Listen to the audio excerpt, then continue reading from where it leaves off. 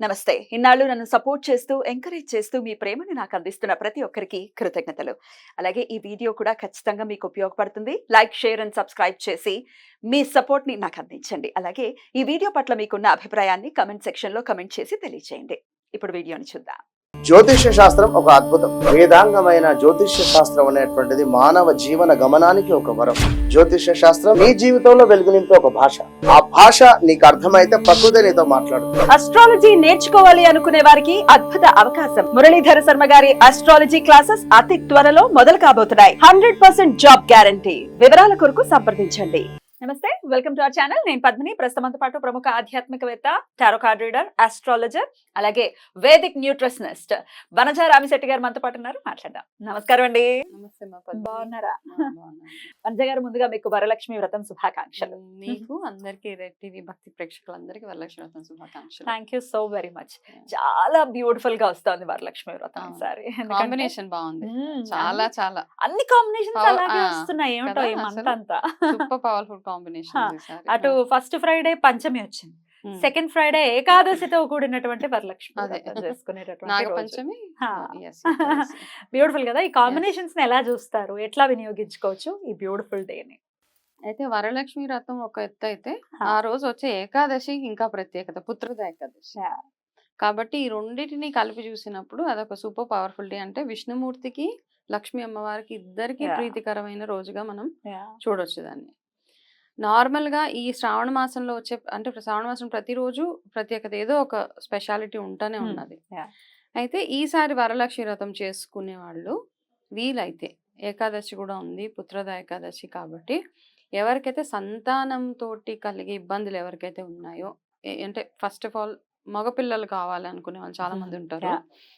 వాళ్ళు మామూలుగా పిల్లలు పుట్టకుండా చాలా ఇబ్బంది పడేవాళ్ళు చాలా మంది ఉన్నారు ఇప్పుడు ఈ కరెంట్ జనరేషన్ లో, రకరకాల హెల్త్ ఇష్యూస్ వల్ల.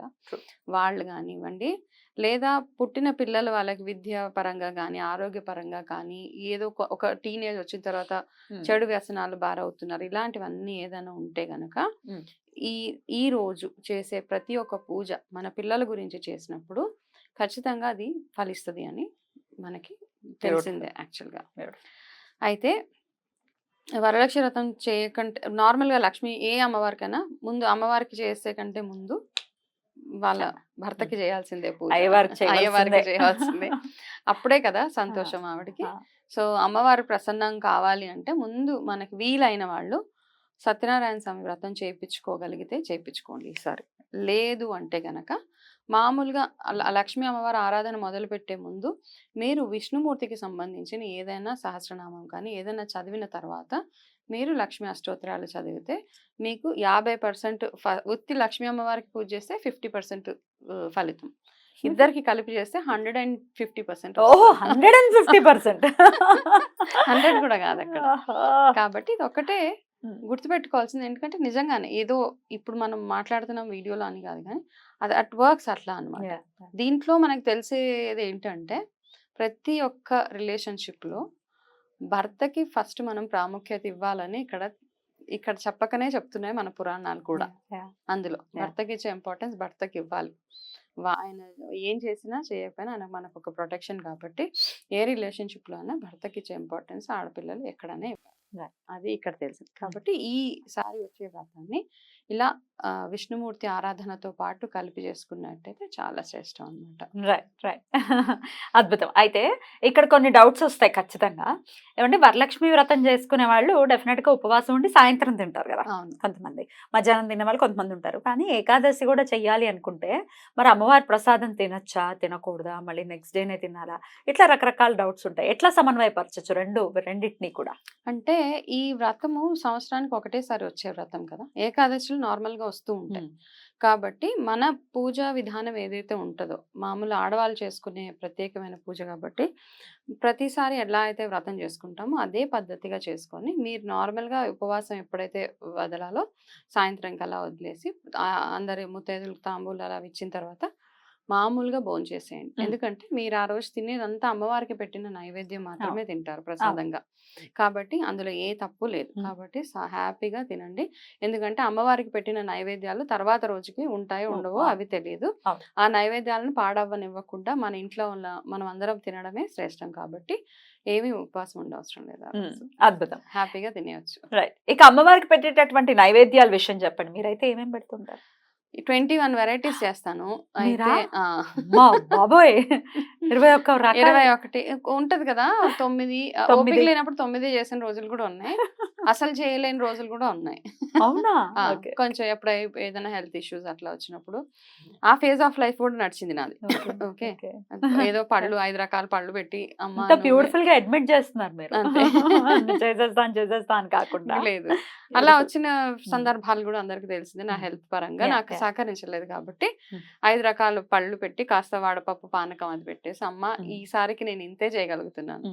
అయితే అలా చేసినందువల్ల నాకు ఏమీ అయిపోలేదు అనమాట. చాలా మంది ఓపిక లేకపోయినా లేసిపోయి సోపాలు పడిపోయి చేసేస్తూ ఉంటారు. కాబట్టి వాళ్ళ కోసం నేను ఇది చెప్పేది. అంత ఓపిక లేనప్పుడు 5 రకాల పళ్ళు 5 రకాల పళ్ళు పెట్టేసి మీకు ఎంత తోచినంతలో 5గురు ముత్తైదులో వాళ్ళకి తాంబూలం ఇచ్చేసి అంతే. అంతకు మించి ఓవర్ గా మీరు ఎక్సీడ్ అయిపోయేసి ఏదో చేసేయాలని చేయవద్దు. ఓపిక ఉంది, నాకు ఉంది, ఇప్పుడు ఓపిక ఉంది కాబట్టి చేసేస్తున్నాను అన్ని అనమాట. అన్ని కౌంట్ చేసేస్తాను. 21 అంటే చెప్పుకోవడానికి బాగుంటది, కాకపోతే అన్నిట్లో వాడపప్పు పానకం అవి కౌంట్ చేస్తాను మరి.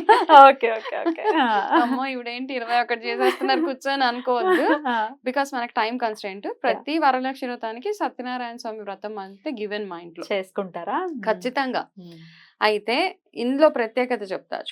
మేము ఎప్పుడు ఇది ఎగ్జాజరేషన్ కాదు, ఎప్పుడు సత్యనారాయణ స్వామి వ్రతం వరలక్ష్మి వ్రతం రోజు చేసినా ఖచ్చితంగా కొబ్బరికాయలో పువ్వు రావాల్సింది. ఓహో, ఇప్పుడు దాకా వస్తుంది అలా ప్రతిసారి. అసలు ఏ రోజు ఏ సారి కూడా మాకు ఈసారి పువ్వు రాలేదు కొబ్బరికాయలో అంటే మాకు తెలుస్తుంది అనమాట. ఈ ప్రాసెస్ లో ఈ పూజ అయితే ఇప్పుడు ఏమైపోయిందంటే మాకు మైండ్ లో ఫిక్స్ అయిపోయింది. ఇప్పుడు ఇన్ని కాయలు వచ్చిందా లేదా కాన్సన్ట్రేషన్ అంతా ఇప్పుడు పువ్వు మీద ఉంటుంది.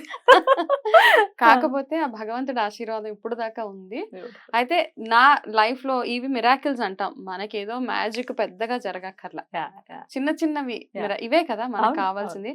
భగవంతుడు ఉన్నాడు అని నేను నీ పూజలు నేను స్వీకరిస్తున్నాను అని చెప్పడానికి ఈ చిన్న చిన్నవే మనకి సరిపోతాయి అన్నమాట. కాబట్టి అలా ఎప్పటికీ అవుతుంది. కాబట్టి అలా అవుతున్నందుకు అది ఎప్పుడు బ్రేక్ చేయాలన్న ఆలోచన కూడా లేదు నాకు. కాబట్టి ఇంత హ్యాపీగా ఇంతే. ఓవర్ బోర్డ్ అవ్వకండి. ఒకవేళ రూపు కొనుక్కోవట్లేదు బంగారము, బాధ ఏడవక్కర్లేదు. పాత రూపే పాలల్లో ముంచి అది మెడలో కట్టేసుకోవచ్చు. అంతకు మించి ఏమీ అవసరం లేదు. బంగారం కొనడం అనేది విశేషంగా పెట్టుకుంటూ ఉంటారు చాలా మంది. వరలక్ష్మి వ్రతం అప్పు చేసి బంగారం కొనక్కర్లేదు. మీ ఇంట్లో ఏదైనా అసలు రూపు లేకపోయినా పర్వాలేదు, మామూలుగా ఒక చిన్న పసుపు తాడు కట్టుకొని మెడలో వేసేసుకోండి. అదే లక్ష్మీ స్వరూపంగా భావించడం. మనం అన్నిట్లో భగవంతుని చూస్తాం కాబట్టి అంతే. తులసితోటి ఖచ్చితంగా పూజ చేయండి. వీలున్న వాళ్ళు ఈ రోజు రామ తులసి, కృష్ణ తులసి రెండింటిని, లక్ష్మీ తులసి రెండింటిని కలిపి అంటే అది నల్ల వర్ణంలో ఉండేటటువంటిది లక్ష్మీ తులసి. ఈ రెండింటిని కలిపి తీసుకొచ్చి ఇంట్లో పెంచితే ఇంకా అదొక బ్లెస్సింగ్ అన్నమాట. పెంచమంటున్నారా? రెండింటిని కలిపి ఒకే కుండీలో వేయచ్చు. వేయచ్చు. ఆ కలిసి ఉంటేనే కదా మనకి. ఇంకా కలిసి పూజలు చేస్తే చక్కగా ఆవునేతితో దీపాలు, ప్రదక్షిణలు, ఎప్పుడు ఏకాదశికి ఇద్దరికి కలిపి చేస్తే ఇంకా ఇంకా చాలా చాలా ఆరోగ్యపరంగా కూడా మంచి అభివృద్ధి చూస్తారు. అద్భుతం. అయితే ఈ సత్యనారాయణ స్వామి వ్రతం మరి సాయంత్రం చేయిస్తారా, ఎప్పుడు చేయిస్తారు? పొద్దున్నే చేసుకుంటారా? అంటే కొంతమంది మార్నింగే, నేనైతే ఉదయాన్నే చేసేస్తాను. ఎందుకంటే వరలక్ష్మి వ్రతం రోజు టైం ఉండదు ఎవరికి మనకి ఫస్ట్. అందుకే సూర్యోదయం కల్లా ట్రై చేస్తాం కంప్లీట్ చేసుకోవడానికి. ఫస్ట్ అయిన తర్వాత లక్ష్మీ అమ్మవారు వరలక్ష్మి వ్రతం కూడా చేసేస్తారు. అయితే ఇక్కడ అన్ని వంటలు ఎప్పుడు కుదురుతాయి బేసిక్ ప్రసాదాలు శనగలు, వడపప్పు, పానకం, చలివిడి ఇవి పెట్టేయడము. అయితే మాకు ఆనవ బూరెలు మెయిన్. అమ్మవారికి పెట్టాల్సింది బూరెల నైవేద్యం మెయిన్ 21 పెట్టాల్సింది. మా అత్తగారి నుంచి వచ్చింది నాకు. సో ఎవరింట్లో పద్ధతులు వాళ్ళకు ఉంటాయి. అవి అక్కడ వరకు చేసేస్తాను పొద్దునే. మిగతావన్నీ నేను ఎన్ని చేసుకున్నా తర్వాత చేసి ఆ పూజ అంతా అయిపోయిన తర్వాత పెట్టి మళ్ళీ నా అమ్మవారికి లక్ష్మీ అష్టోత్తరం, కనకధార స్తోత్రం అవన్నీ చదివి చేసేస్తాను. సో ఫస్ట్ సత్యనారాయణ స్వామి వ్రతం చేసుకుని దాని తర్వాత వరలక్ష్మి వ్రతం అవును, చేసుకుంటారు. అవును. బ్యూటిఫుల్, చాలా బ్యూటిఫుల్ గా చెప్పారు. మీ ఇంట్లో ఏం జరుగుతుంది, అలాగే ఎలా చేసుకోవచ్చు, ఎలా టైం ని మేనేజ్ చేసుకోవచ్చు, అలాగే 21 అంటే ఏమేమి కౌంట్ చేయాలి. వరలక్ష్మి వ్రతం శుభాకాంక్షలు తెలియజేస్తూ నమస్కారం అండి. నమస్తే అమ్మా, నీకు కూడా వరలక్ష్మి వ్రతం శుభాకాంక్షలు. Thank you.